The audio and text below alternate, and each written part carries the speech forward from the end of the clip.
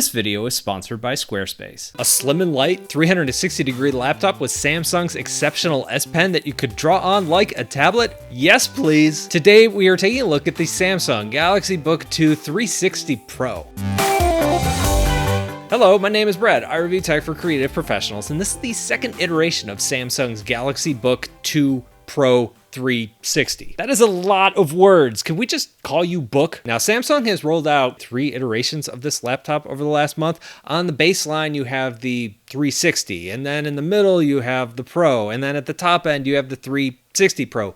That's what this one is. I decided to go with this one because I'm an illustrator. I review tech for illustrators, and this one comes with the S Pen included in the box, and it's 360 degrees, so you can set it up at that nice drawing position. Now, when it comes to mobile drawing, this is one of the better Windows laptops out there. One thing I didn't know when I first pre-ordered this several weeks ago is that the cheaper non-Pro 360 version of this laptop also works with the S Pen, but the S Pen is not included with that one, which is why I got a little bit confused when I was ordering. Generally, Samsung's laptops are pretty good. They aren't the cheapest laptops out there, but they're far from the most expensive. They tend to fill that nice middle ground in between price and respectable performance. Now, this base model of this book that I have here cost me $1,250. It's the 13-inch version, and sometimes upgrading from one configuration to another configuration is going to cost you an arm and a leg. I think Samsung is pretty reasonable here. You know, for $200, you get twice as much RAM and twice as much storage. Same thing if you want to jump up to a bigger screen. Like I said, I have the 13-inch here, but if I wanted to get the 15-inch, it's only $100 more. Plus, you get double storage when you do that upgrade as well. Samsung also drops the prices on their devices from time to time, so you might be able to snag a really good deal by maybe this fall, if you're willing to wait a few months. Now, I pre-ordered mine, and this also came with a monitor, a giant, huge 32-inch monitor. It's probably not a monitor I ever would have bought for myself. It's only full HD. It does have a respectable refresh rate. It's curved. It's really meant for gaming. But still, those kind of pre-order bonuses are something that's also pretty common on Samsung's website if you're looking for a deal. I am a big fan of this burgundy color. Now, if you are not, don't worry about it. It's also available in silver and graphite as well. Now, in the box, you get what you pretty much expect. There's the laptop itself. There's also the included S Pen and a little power block, plus a USB-C cable for charging. I wish this cable was a little bit longer. It's long enough to extend from your desk onto the floor, but not much further than that. The exterior coating feels the same as last year's laptop, and it's not super durable. Last year's laptop got scuffed up pretty easily for me, and I didn't even really use it much after the review. I also ended up accidentally leaving a scuff mark on this one just by trying to take off the little sticker that was on the fingerprint reader. So if this is going to be your everyday machine, don't expect it to look as good as it does the day you pull it out of the box. We do get the same S Pen we got last year, and that's a good thing. A great thing, even. Seems that Samsung is moving away from those tiny little pens they used to shove into all their devices.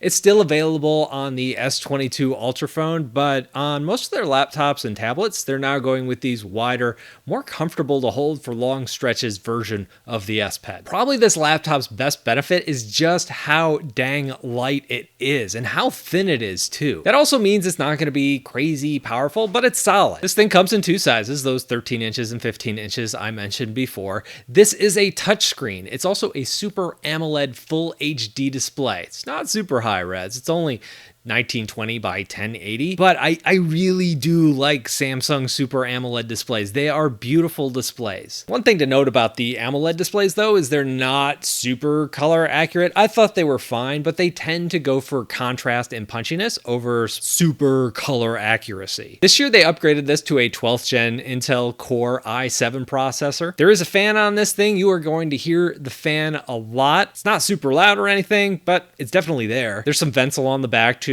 push out the heat. But when I was drawing in Photoshop or anything else, the fan was running most of the time. You have 2 configurations really to choose from. One is 8 gigabytes with 256 gigabytes of storage, and one is 16 gigabytes of RAM with 512 gigabytes of storage. Now on the 15, you're going to get 8 gigabytes of RAM with 512 gigabytes of storage, or you can go with 16 gigabytes of RAM with an entire terabyte of storage. If you are hoping for more storage but don't want to spend a lot of money, there's also a micro SD card slot slot along the side if you want to expand things that way. You also have 3 USB Type-C ports. One of those is a Thunderbolt port. Also worth noting is the charger requires one of those USB-C ports, so if you plan on having this plugged in most of the time, expect to lose one of the ports. There's also a headphone jack. It's weird to just mention that these days, but so many devices are shipping without it.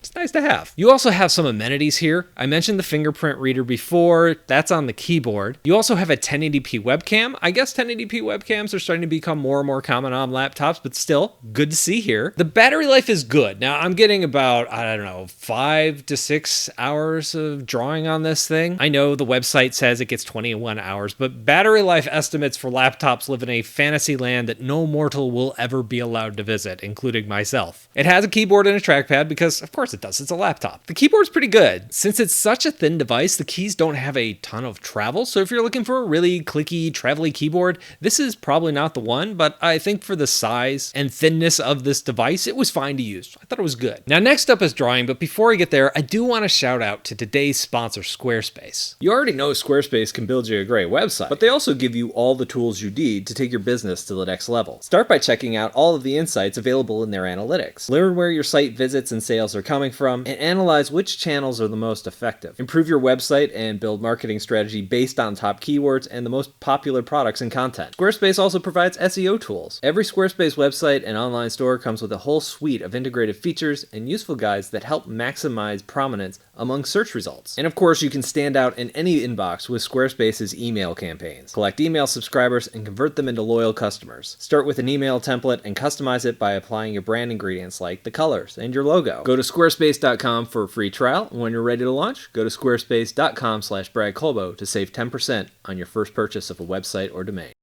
Samsung's been putting these Wacom-powered pens into their devices for years. The drawing experience is really good, and I really like using these pens. These lines are smooth, you don't get weird blobs on your lines, it holds pressure well. I am going to put an asterisk by this because it really depends on what app you're using. In Photoshop, it was really good. In Clip Studio, it was okay. Some of the lines were tapering a little bit weird. For example, in Krita, I got some really weird pen blobbing effects that I didn't care for. In general, Krita didn't run particularly well on this. I mean, it performed fine, but it just was acting kind of quirky. If you're a heavy Krita user, this might not be the device for you. The palm rejection in Krita was horrible. I thought it was fine in Photoshop. Occasionally, it would choose the wrong layer if my palm was resting on something, or leave a mark here or there, or accidentally like shrink the entire app down. That happened once, but those kind of false touches were few and far between. Now, if you watched last year's review within the first day that it was up, I really kind of messed that one up. I complained about the palm rejection a lot. What I didn't realize is that oftentimes during Windows updates, it'll sometimes reset some of your settings. One of the settings it was resetting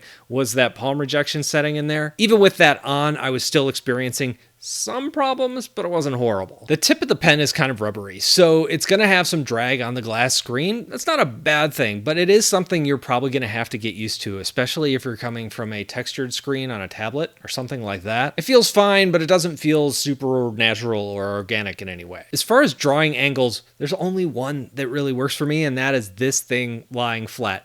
The hinges are good for laptop hinges, but as soon as you think about them in terms of a touch screen or using a pen, this thing is really floppy whenever you touch the screen. In fact, if you set this thing up at, say, like a 25-degree angle, which is what I would consider like a normal standard good drawing angle, before your hand even touches it, it's gonna fall down the rest of the way. One of the downsides of flipping it around to that 360-degree angle is that you're gonna lose all keyboard commands. Now, this is something that's gonna happen on any two-in-one device. This isn't just specific to this one. So if you are thinking about getting something like this, it might be worth checking out, say, like a shortcut remote. Not a bad idea. Another design quirk here is fan placement. It's along the back, so it's super easy to block if you're using this as a tablet and setting it on your lap. If it's flat on your desk, you're gonna feel the hot air coming out on your hands. Now, it's cold here right now in Ohio, where I am, so I thought of this as a positive, but your mileage may vary. Let's talk about the pros and cons. The pros.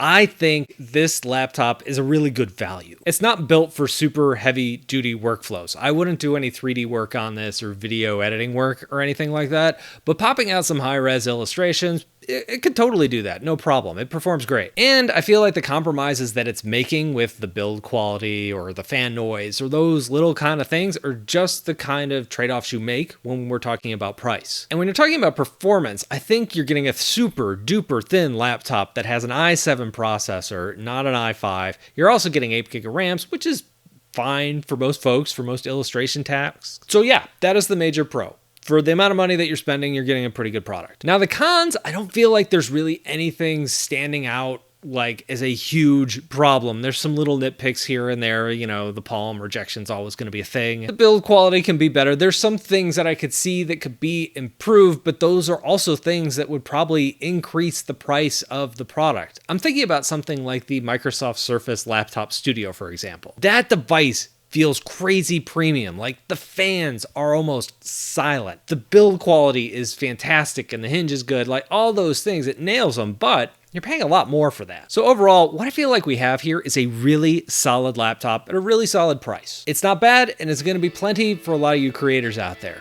So what do you think? Let me know down below in the comments. Thanks for watching, and I'll talk to you in a couple of days.